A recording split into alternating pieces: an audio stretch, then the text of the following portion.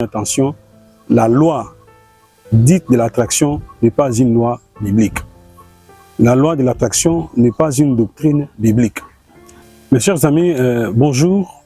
Je vous salue dans le nom de notre Seigneur Jésus-Christ et nous rencontrons une fois de plus dans le cadre de notre plateforme Jésus-Christ te cherche. Aujourd'hui, nous allons partager un thème et nous dirons simplement que, mes chers amis, attention, la loi dite de l'attraction n'est pas une loi biblique. La loi de l'attraction n'est pas une doctrine biblique. En effet, qu'est-ce qu'on entend par la loi de l'attraction? D'abord, les origines de cette loi. Ces origines remontent à un certain Phineas Quimby, au 19e siècle, qui a souffert terriblement de la tuberculose aux États-Unis. Et, dit-il, par le fait de penser, de lutter dans ses pensées, il a été guéri. À partir de ce moment, il a pensé qu'il avait trouvé une recette qu'il pouvait apprendre à d'autres.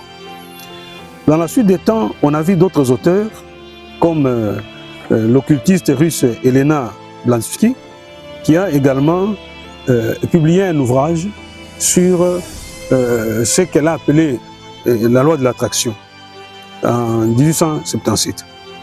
On parle également d'un certain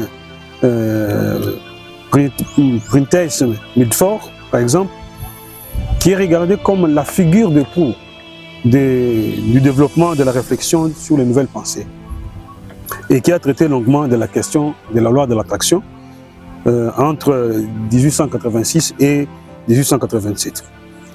Mais cette loi dite d'attraction a connu une explosion avec la publication à la fois d'un livre mais également d'une vidéo, d'un film dite Le Secret, publié par une Australienne du nom de Rutana Bayern. Alors, dans ces livres ou dans ces films, quel est le résumé de la loi de l'attraction? Rutana Bayern raconte avoir entrepris par hasard la lecture d'un vieux ouvrage de plus de 100 ans. Donc plus de 100 ans, c'est un ouvrage qui a à peine 100 ans, qui n'est pas aussi vieux que la Bible. Et dans ces livres, elle dit qu'elle a fait une grande découverte. Et cette découverte s'appelle Le Secret. C'est comme ça que ce livre, même en anglais, s'appelle The Secret. Et le fameux secret, c'est quoi? On peut relever ici rapidement 7 points essentiels qu'elle partage dans ses livres. D'abord, elle dit le secret en question, c'est la loi de l'attraction. Deuxièmement, la loi de l'attraction, d'après cet ouvrage, signifie que c'est nous qui attirons tout ce qui nous arrive dans la vie avec nos pensées et les images que nous entretenons dans notre esprit. Troisièmement, elle dit qu'il faut alors utiliser ces pensées, nous devons utiliser nos pensées positivement pour créer notre bonheur dans différents domaines de la vie, pour la réussite, pour la prospérité, pour la bonne santé, pour la guérison, etc., etc. Quatrièmement, ce livre de Rutana Bayern dit que la loi de l'attraction est la loi la plus importante de l'univers. Car cette loi aurait existé depuis toujours et que les hommes ne l'auraient trouvée qu'en retard. Cinquièmement, l'homme serait doté d'un immense pouvoir magnétique. Ce pouvoir est sans égard dans le monde et il est émis par nos pensées. Sixièmement, l'homme peut agir sur ses pensées pour attirer le bonheur ou le malheur dans sa vie. Et septièmement, la loi de l'attraction serait une loi de la nature parce qu'elle est impersonnelle. C'est très important, nous y revenons, parce qu'elle est impersonnelle. Quand on dit impersonnelle, ça veut dire que vous n'avez pas besoin d'être chrétien ou pas chrétien. Cette loi est à votre disposition. Vous pouvez l'utiliser comme vous voulez pour arriver à votre bonheur. Celle-ci ne fait pas distinction de bon ou de mauvais. Elle nous donne simplement ce à quoi nous avons besoin. Alors, le secret ainsi, c'est la loi de l'attraction. Et les hommes doivent la trouver. Mais que dit la Bible? Ici, il faut commencer par reprendre un texte de la Bible qui rapporte historiquement la première rencontre de l'homme et du séducteur, le diable, mais aussi le contenu de cette séduction. Il est dit, le serpent étant le plus rusé de tous les animaux des champs que l'Éternel avait fait, dit à la femme, Dieu a-t-il réellement dit, vous ne mangerez point de tous les arbres du jardin? Et la femme répondit, nous mangerons du fruit des arbres du jardin, mais quant au fruit qui est au milieu du jardin, Dieu a dit, vous n'en mangerez point et vous n'y toucherez point, de peur que vous ne mouriez. Alors le serpent dit à la femme, vous ne mourrez point. Mais Dieu sait que le jour où vous en mangerez, vos yeux s'ouvriront et vous serez comme des dieux et connaissant les biens et les mal. Dans les résumés de ces passages bibliques de Genèse chapitre 1er, versets 1 à 4, il y a la description de la fameuse loi de l'attraction. Nous constatons que ces promoteurs la propagent comme solution souveraine aux différents besoins fondamentaux de l'homme, notamment la santé, les succès, les activités, prospérité, longévité, exaucement miraculeux, dans tous les désirs, la paix intérieure, etc. Mais surtout pour aider à résoudre des situations extrêmement compliquées de désespoir de l'homme, comme dans le cas de Phineas Quimby, qui souffrait mortellement de la tuberculose et fut guéri, selon lui, par la loi de l'attraction. Maintenant, mes chers amis, à la lumière de la Bible, voyons un peu les faussetés de la loi de l'attraction au regard de la Bible. Premièrement, la loi de l'attraction combat la doctrine de la nouvelle naissance de Jésus-Christ par la foi et la repentance. Nulle part les auteurs de la théorie de l'attraction n'enseignent le salut de l'homme par la repentance et la foi en Jésus-Christ. Pour eux, c'est une loi impersonnelle. Dès que tu es un être humain, tu as une pensée, tout ce dont tu as besoin, tu peux les chercher dans tes pensées. L'homme est maître de son destin. C'est pourquoi cette loi s'adresse à l'homme tout simplement. Il est triste de voir et d'entendre des chrétiens dire que leur vie a véritablement changé par la découverte de cette loi. Quelle est alors la place de Jésus-Christ dans la vie de ces chrétiens? Si par la puissance de nos pensées, l'homme peut tout obtenir sur la terre, alors il n'a plus besoin de Dieu, car il est déjà lui-même les capacités d'un Dieu. C'est en fait ce que Satan disait à Adam et Ève. Vous cherchez quoi auprès de Dieu? Dieu vous a dit quoi? Non. Et les jours où vous mangerez, Dieu sait, vous deviendrez, vous-même vous pourriez. C'est en fait ce que dit la loi de l'attraction. Vous cherchez quoi auprès de Jésus? Qu'est-ce que vous avez de nouvelle naissance? Mais toi-même, vous-même, vous avez déjà quelque chose en vous-même. Deuxièmement, la loi de l'attraction procède d'une grande séduction. En effet, elle appelle le mode opératoire du diable. De même que le diable a proposé à Ève un secret caché par Dieu.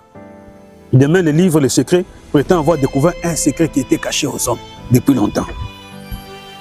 Dans le même contenu, les secrets apportés au diable, au jardin d'Éden, la possibilité de devenir comme un Dieu. Alors,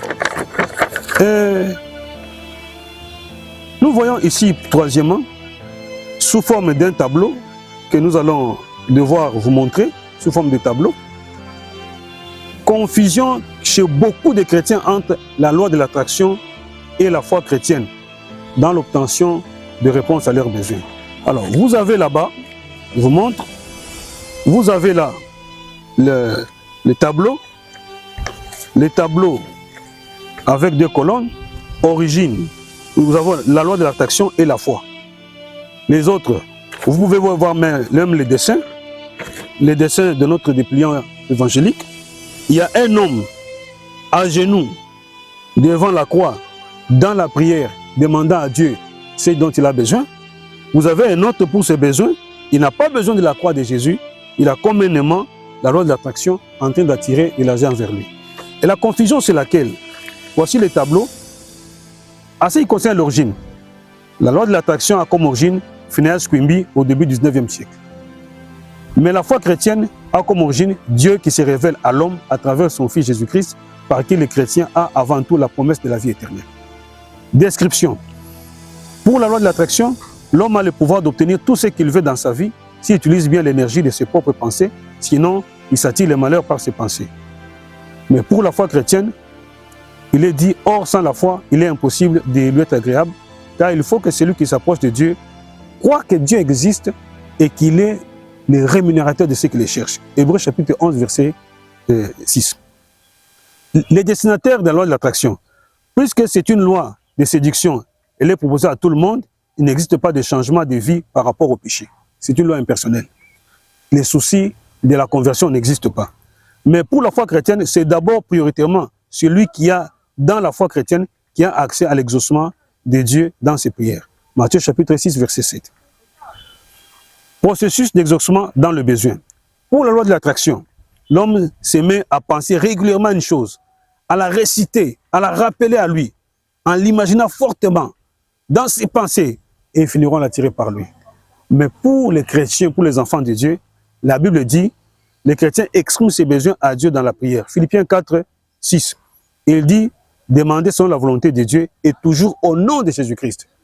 Elle dit, ne vous inquiétez de rien, mais en toute chose, faites connaître vos besoins à Dieu par des prières, des supplications, avec des actions de grâce, et la paix de Dieu, qui surpasse toute intelligence, gardera vos pensées en Christ. Ça veut dire que les chrétiens font connaître ses pensées à Dieu et non pas se mettre à agir sur son cerveau, sur ses pensées. Je vous donne un exemple avant de terminer. Quels sont les parents à qui ces enfants viendraient le matin le voir avant d'aller à l'école en nous disant « Papa, nous aimerions manger aujourd'hui du poulet au dîner ». Et les papas de leur répondre « Ok, quand vous allez à l'école, mettez-vous toujours à penser au poulet, au poulet, au poulet, et je vous les donnerai. » Non. Ça, c'est les confessions de la théorie positive qu'on confond dans la confusion avec la foi. La foi, c'est une simple confiance en Dieu. Elle est dans le cœur de celui qui est en Dieu. Il se promène sans agir sur ses pensées, mais elle est dans sa foi. Alors, nous disons que la Bible nous met en garde contre les faux docteurs qui enseignent des choses qui ne sont pas les choses de Dieu. Ainsi, il est dit dans 1 Timothée chapitre 4, versets 1 à 6, « Veille sur toi et sur ton enseignement, car en agissant ainsi, tu te sauveras toi-même et tu sauveras ceux qui t'écoutent. » La foi chrétienne, c'est la confiance en Dieu, c'est la prière en Dieu, et la loi de l'attraction, c'est l'homme qui est en train d'agir, et c'est toute la différence. Le diable, c'est un peu de l'humanisme, dit à l'homme, tu n'as pas besoin de Dieu, agis par ton pouvoir en toi-même pour obtenir ce que tu veux, mais la Bible dit, approche-toi de Dieu, demande ce dont tu as besoin selon sa volonté et mets ta confiance en lui, il agira. Et Dieu n'est pas obligé de nous donner forcément tout ce que nous demandons, mais donc comme un Père sage, car il sait ce qui est bon pour nous. Que Dieu nous bénisse, retenons cela, si nous étions tombés dans cette erreur, c'est le temps de corriger à la lumière de cette exhortation et que Dieu nous bénisse. À la prochaine.